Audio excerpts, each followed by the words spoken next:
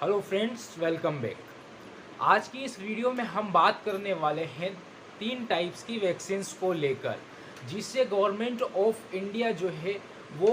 India के जितने भी सिटीजन्स हैं उनको लगवा रही है या फिर उन्हें लगवाने की तैयारी करेगी। तो आज के इस वीडियो में हम सिर्फ बात करेंगे कि जो तीन टाइप्स की वैक्सीन जो लगाई जा रही है, जिसमें कोवैक्सीन है, कोविशील्ड है और स्पुतनिक है। तो ये तीनों टाइप्स की वैक्सीन्स में डिफरेंस क्या है और ये तीनों वैक्सीन्स कहाँ पर बनी है और जो प्राइम मिनिस्टर्स को लगाई गई थी वो कौन सा वैक्सीन था, और उसके बाद जो हॉस्पिटल्स के स्टाफ्स को जो सबसे पहले वैक्सीन लगा था वो कौन सा वैक्सीन था और किस कंपनी का था। तो ये जो वैक्सीन है ये जनरली तीन टाइप्स की वैक्सीन जो है इंडिया में लगाई जा रही है, जिसमें सबसे पहली है कोविशील्ड, सेकंड है कोवैक्सीन और थर्ड जो है वो है स्पुतनिक। अब इसमें हम सबसे पहले बात करेंगे स्पुतनिक वैक्सीन के बारे में। तो जो स्पुतनिक वैक्सीन है, इस स्पुतनिक वैक्सीन के ऊपर जो रिसर्च हुआ है वो मॉस्को में हुआ है, जो रशिया में गैवेलियन यूनिवर्सिटी है और इंस्टीट्यूट है, वहाँ पर इस पर रिसर्च हुआ। और इस वैक्सीन को जो है ग्लेन फार्मा समेत 3 से 4 बड़ी फार्मा कंपनीज है जो इंडिया में इसका प्रोडक्शन कर रही है। अब अगर बात करें स्पुतनिक वैक्सीन की, तो ये कोविशील्ड और कोवैक्सीन से ज़्यादा कारगर मानी जाती है। ये कुछ साइंटिस्ट हैं और जो कुछ बड़े डॉक्टर्स हैं उनका कहना है। अब ये किस तरह स्पुतनिक जो है वो कोविशील्ड और कोवैक्सीन से ज़्यादा कारगर है, क्योंकि ये सबसे पहला पॉइंट रशिया में बनी है, मॉस्को की गैवेलिन यूनिवर्सिटी में इस पर शोध हुआ है। और इसके जो 2 डोज है, तो जो सबसे पहला डोज है वो और जो सेकंड डोज है वो दोनों डिफरेंट है, बल्कि जो कोवैक्सीन और कोविशील्ड के जो फर्स्ट और सेकंड डोज है वो सेम है कुछ हद तक के। अब जो स्पुतनिक वैक्सीन है, इसकी अगर इफिशिएंसी की बात करें तो इसके बारे में कहा गया है कि ये 92% जो है कारगर है और 92% ये वर्क करती है, और इसे एक जिंदा कोरोना वायरस से बनाया गया है। अब बात करें अगर हम कोवैक्सीन के बारे में, तो कोवैक्सीन जनरली जो है भारत बायोटेक द्वारा बनाई जा रही है, भारत बायोटेक द्वारा बनाई जा रही है। और इस पर जो रिसर्च हुआ था वो Indian national institute of virology में इस पर रिसर्च हुआ और भारत बायोटेक द्वारा इसे प्रोडक्शन किया जा रहा है, और ये टोटली तरीके से जो है इंडियन है। ये कोवैक्सीन की जो अगर इफिशिएंसी की बात करें तो सबसे पहले ये बताया गया था कि ये 81% हद तक जो है कारगर है, लेकिन बाद में साइंटिफिकली ये प्रूव हुआ कि ये भी 90% तक के वर्क कर रही है। और ये कोवैक्सीन ही थी जो सबसे पहले कुछ मिनिस्टर्स को और प्राइम मिनिस्टर को भी कोवैक्सीन जो है दिया गया था।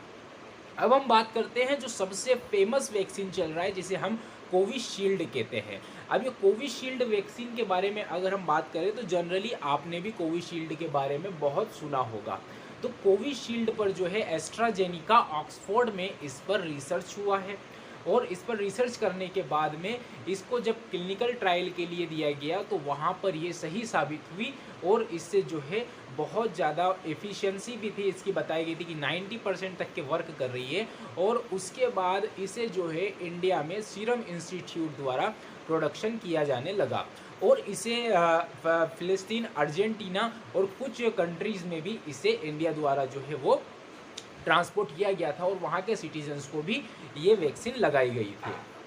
अब उसके बात करते हैं अगर हम कोविशील्ड के बारे में, तो जनरली जो इसके डोजेस फॉर्म की अगर हम बात करेंगे तो इसका जो पहला डोज है और जो सेकंड डोज है वो जनरली सिमिलर है। अब जो पहला डोज का अभी जो टाइम पीरियड था वो ये था कि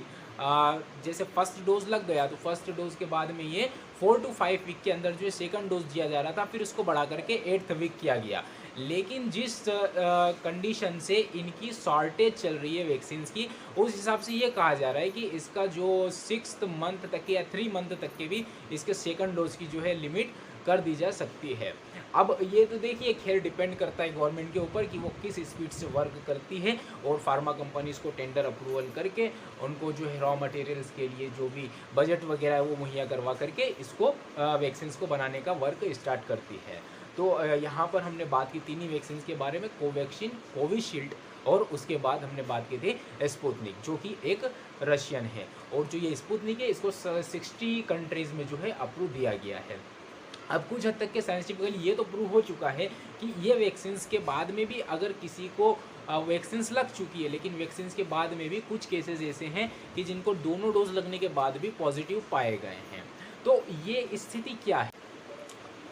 और कुछ इस तरह के र्यूमर्स जो है वो कुछ इस तरह की अफवाह जो है ये स्प्रेड हो रही है या फैल रही है कि वैक्सीन लगने के बाद भी जो है कोविड टेस्ट पॉजिटिव आ रहा है, तो वैक्सीन फिर किस तरह से कारगर हुई। तो इसके लिए आपके सामने एक बात बता दूं कि कुछ साइंटिस्ट ने जो है और इंडिया के कुछ एम्स के डॉक्टर्स है, उन्होंने प्रीवियस मंथ में एक आर्टिकल को जो है वो प्रकाशित किया था या पब्लिश किया था, जिसमें ये बताया था कि एक पर्सन थे जिनकी एज जो है 58 ईयर्स के थे और वो डायबिटिक पेशेंट थे और उनका जो है डायबिटीज़ लेवल जो है डे बाय डे बढ़ता जा रहा था, लेकिन उनको वैक्सीन का जो है वो दोनों डोज लग चुका था। वैक्सीन के दोनों डोज लगने के बाद भी उनका कोविड टेस्ट पॉजिटिव आया था। अब वैक्सीन के दोनों डोज लग चुके हैं, कोविड टेस्ट भी पॉजिटिव आया है, लेकिन जब एडमिट किया गया तो कुछ फीवर था और थोड़ी सी नेज़ल प्रॉब्लम्स थी। तो उसके बाद ये हुआ कि एडमिट करने के बाद में जब ट्रीटमेंट किया गया under the prescriptions of the medical doctors, तो ये देखा गया कि उनमें धीरे धीरे रिकवरी हुआ और उसके बाद में फिर डिस्चार्ज कर दिया गया।